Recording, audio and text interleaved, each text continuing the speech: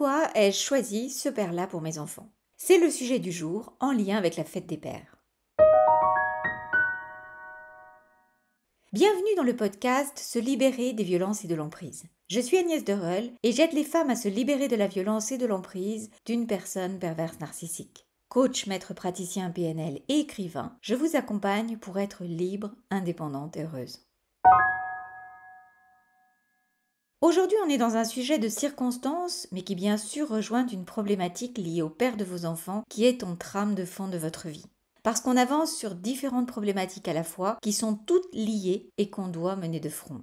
Pensez bien ainsi à vous abonner pour faire pleinement partie de cette formidable communauté qu'on construit ensemble, du bonheur en amour et de la réussite professionnelle après une relation toxique. Parce que c'est sur la durée qu'on avance sur des bases solides. Alors aujourd'hui dans ce podcast, on va parler de cette fête des pères et de ce qu'elle véhicule en difficulté, de la culpabilisation sur notre choix sentimental qui nous a amenés à avoir un enfant ou plusieurs enfants avec un homme toxique ou violent. On va voir également comment ne pas culpabiliser, comment aller de l'avant et comment garder l'espoir de la possibilité d'être quand même heureuse avec ses enfants ou dans une famille recomposée harmonieuse. La fête des pères est traditionnellement un moment où l'on célèbre les pères aimants, complices, protecteurs et engagés dans l'éducation de leurs enfants. Malheureusement, et vous le savez, et vous le vivez pour beaucoup d'entre vous, toutes les situations familiales ne correspondent pas à ce schéma idéal.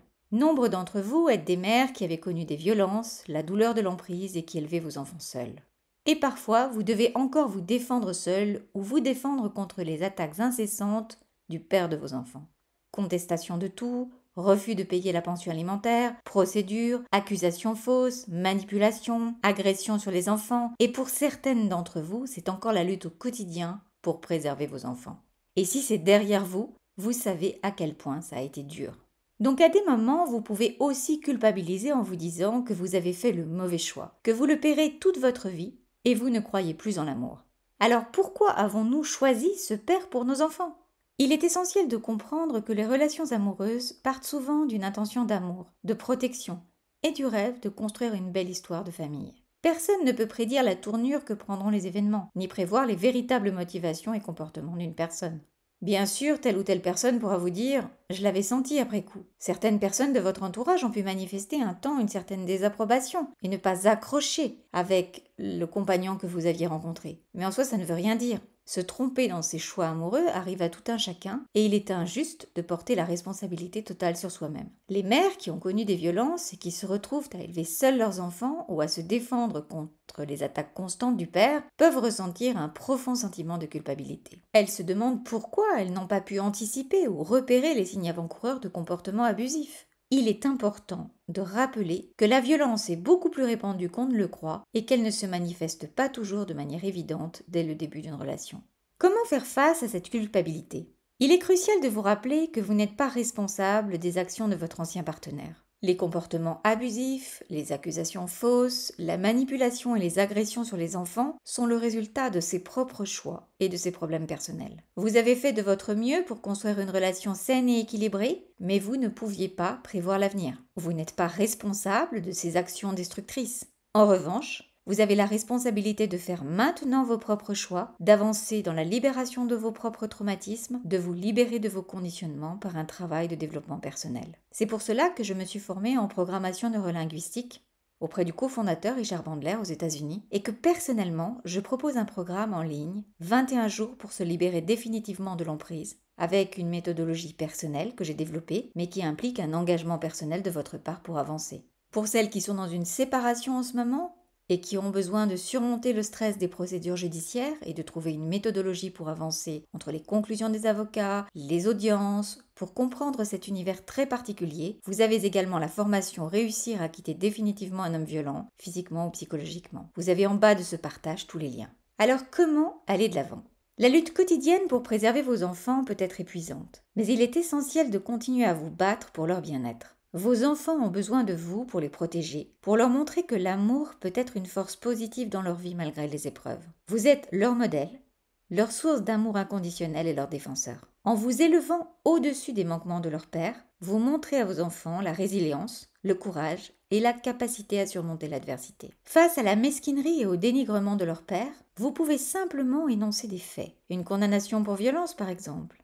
un non-respect d'un engagement, un non-paiement de pension alimentaire qui vous met dans l'embarras. Pour moi, ce n'est pas une accusation personnelle, mais des faits que même des enfants peuvent comprendre. Le fait de considérer qu'il s'agit d'affaires de grands est pour moi faux. Les enfants évoluent dans des affaires de grands. Dans le cadre d'une séparation et de violence, ils sont directement au cœur de la tempête. Et même s'ils ne peuvent pas tout saisir, le fait de leur donner des faits simples les aide pour moi à se situer dans le monde tel qu'il est. Cela leur permettra d'appréhender les tentatives de manipulation, car qui n'entend qu'une cloche n'entend qu'un son. Je ne pense pas qu'il faille énoncer de jugement de valeur sur leur père, et pour moi c'est totalement contre-productif. Il est très différent de qualifier le père de vos enfants de tous les noms d'oiseaux possibles et imaginables, et de parler de faits, des gifles, des brutalités, des insultes, des phrases de menaces. Ça, ce sont des faits, ce ne sont pas des insultes vis-à-vis du père de vos enfants. C'est juste expliquer ce qui s'est passé ou ce qui se passe. Et parfois, certaines d'entre vous ont la chance, si je puis dire, que ce soit qualifié juridiquement et que ce soit reconnu devant les tribunaux.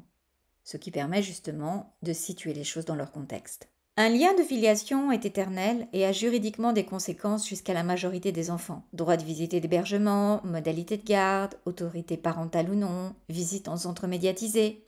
Mais par votre vie et votre comportement, vous pouvez aider vos enfants, malgré une situation de violence et de conflit, et leur instiller de la confiance en eux malgré la situation. Vous pouvez être l'exemple différent. Comment ainsi aller de l'avant ? Il est normal de ressentir de la colère, de la tristesse et de la frustration face à la situation de ce rôle de mère, face à un homme qui a été violent avec vous ou avec vos enfants, et avec lequel vous êtes encore obligé d'être en lien en tant que mère face à lui qui est le père. Prenez le temps de vous entourer de personnes de confiance, de professionnels qui peuvent vous soutenir émotionnellement et vous aider dans les procédures légales nécessaires pour protéger vos enfants. Les situations évoluent et les mesures liées à l'organisation peuvent aussi évoluer. Ne lâchez pas l'affaire. Vous n'êtes pas seul et il existe des ressources et des professionnels pour vous aider à surmonter ces difficultés. Il est important de vous faire accompagner des bonnes personnes.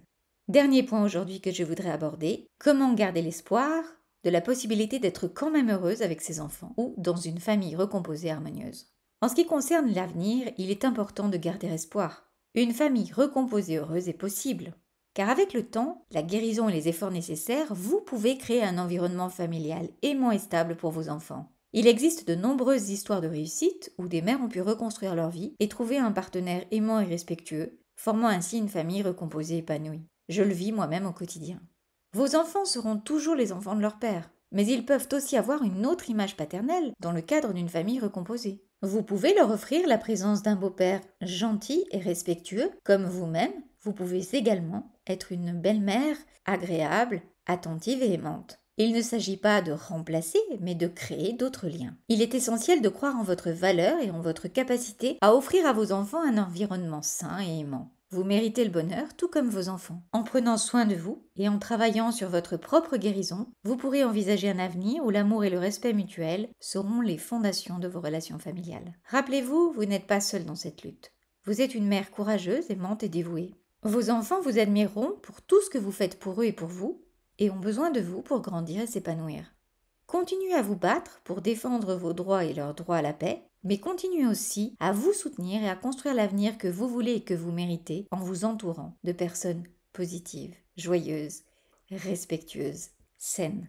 Le chemin peut sembler difficile, mais vous pouvez développer votre force intérieure pour surmonter les épreuves et créer un avenir meilleur pour vous et vos enfants. Pensez ainsi à vous abonner à la chaîne pour faire pleinement partie de la communauté libre, indépendante et heureuse.